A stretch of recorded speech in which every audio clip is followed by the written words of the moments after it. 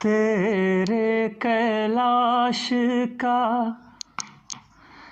अंत न जाना, तेरे कैलाश का अंत न जाना, अंत बेअंत तेरी माया।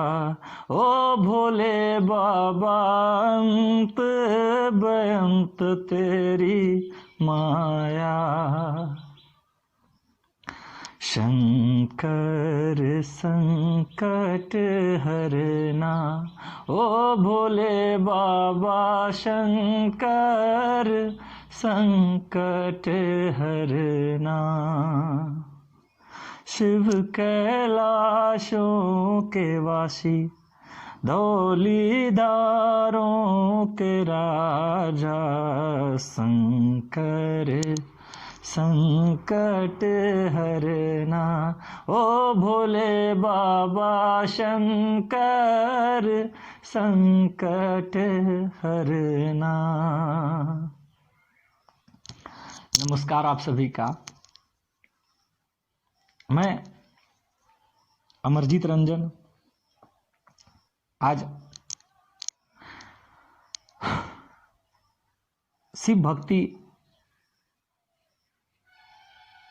या कहें तो शिव की एक कविता जो उनके गुणों को, उनके चरित्र को, उनके परोपकार को बखानती है, आप सबों के बीच लेकर आया हूं। मुझे नहीं पता कि मेरी शिव के प्रति इतनी आस्था क्यों है, कैसे है, पर हाँ इतना जरूर कहता हूं और अनुभव करता हूं कि शिव जितना हमारे उत्तर में पूजे जाते हैं उतना ही भारत के दक्षिण में पूजे जाते हैं। या यूं कहें तो इस समस्त ब्रह्मांड में शिव की भक्ति समान रूप से की जाती है, शिव की पूजा समान रूप से की जाती है, और यह कटु सत्य है। आज विश्व के हर कोने में लोग शिव के गुणों का बखान करते हैं। तो चलिए मैं अपनी जो कविता है उसे शुरू करता हूं कि थी विसात किसकी जो अब निर्माण करे, थी विसात किसकी जो अब निर्माण करे, शून्य ही था सब कुछ भला कौन रंग भरे, थी सहस्त्र चुनौतियां नव निर्माण में, वह क्षण भी था सदियों से कुछ डरे डरे। उदय हुआ निश्चित निश्चित नियति ने माना है, हुआ बहुत आलिंगन शेष और भी आना है, बिन धरा अंबर सब सुना, सत्य यह अस्थाई कहलाएगी, होगी गाथा तभी पूरी जब निशा उदय संग जाएगी। निशा का मतलब रात्रि, तो होगी गाथा तभी पूरी जब निशा उदय संग जाएगी। बाधाओं ने ली अंगड़ाई परिभाषित कुछ उचित हुआ, खिलेंगे प्रसून कंटकों में ही। ध्यान इसका भी रखना होगा, प्यास तो बुझेगी ही, प्यास तो बुझेगी ही, मूल्य भी इसका चुकाना होगा। हुआ है संगम बिन धाराओं के, मौन ही सब समझना होगा। बिन हुआ है संगम बिन धाराओं के अर्थात बिना धारा, बिना नदी के कहीं कोई संगम, बिना किसी दो छोड़ के कहीं कोई संगम का कोई अर्थ ही नहीं है। तो हुआ है संगम बिन धाराओं के, मौन ही सब समझना होगा। ऋतु बेला आई है, प्रश्न फिर भी वही रहे, होगा कौन जो सर्प साधु का चुपचाप सहे। भगवान शंकर एक साधु हैं, तपस्वी हैं, वहीं सांपों की माला गले में डाले रहते हैं। तो है कि ऋतु बेला आई है, प्रश्न फिर भी वही रहे, कौन होगा जो भार सर्प साधु का चुपचाप सहे। आदि भी हो अनादि भी हो, भला हो कौन जिसे कोई स्वयं भू कहे। स्वयं भू अर्थात तो सेल्फ बॉर्न, शिव का एक नाम है स्वयं भू। तो आदि भी हो अनादि भी हो, भला हो कौन जिसे कोई स्वयं भू कहे। अब भगवान शंकर का जो रूप है, उस रूप में हम लोग जानते हैं कि उनकी 2 आँखों के अलावा एक और आँख है जो उनके ललाट पे है। तो द्विलोचन है प्रीतम, करुणा बस बरसाती है। द्विलोचन है प्रीतम, बस करुणा बरसाती है। एक अन्य भी है वहाँ जो सब कुछ मिटाती है।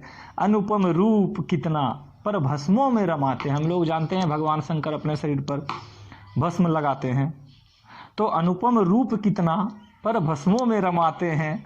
दुर्लभ गुणों से सुसज्जित, देखो पाषाणों में रह जाते हैं, देखो पाषाणों में रह जाते हैं।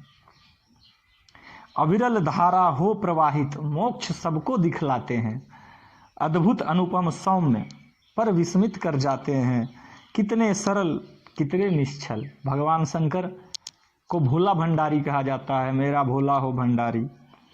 तो कितने सरल कितने निश्चल, पद्धति नहीं बस भावों से खुश हो जाते हैं। भगवान शंकर के लिए हमें किसी तप की ज़रूरत नहीं पड़ती है, बस फूल बेलपत्र भांग धतूरा चढ़ाने से ही खुश हो जाते हैं। तो कितने सरल कितने निश्चल, पद्धति नहीं कुछ बस भावों से खुश हो जाते हैं। अब है कि अगला जो हमारी पंक्ति है वो है कि जब समुद्र मंथन होता है तो उस समय एक ओर जहाँ अमृत निकलता है वहीं दूसरी ओर विष निकलता है, और सारे देवतागण अमृतत्व के लिए उस अमृत का पान करने लगते हैं। तो भला दानी कौन ऐसा, स्वयं ही कष्ट स्वीकार किया। जानते थे दुख ही नियति, फिर भी परोपकार किया।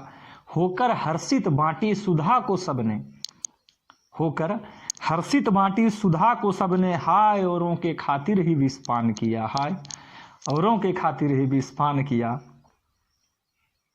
अब भगवान शंकर से मैं क्षमा मांगता हूँ कि अनगिनत एहसान आपके सोचूं तो ठहर जाता हूँ।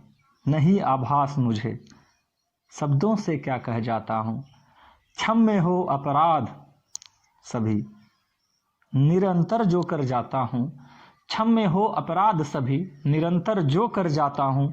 क्या विसात मेरी करबद्ध ही आ जाता हूँ, करबद्ध ही आ जाता हूँ।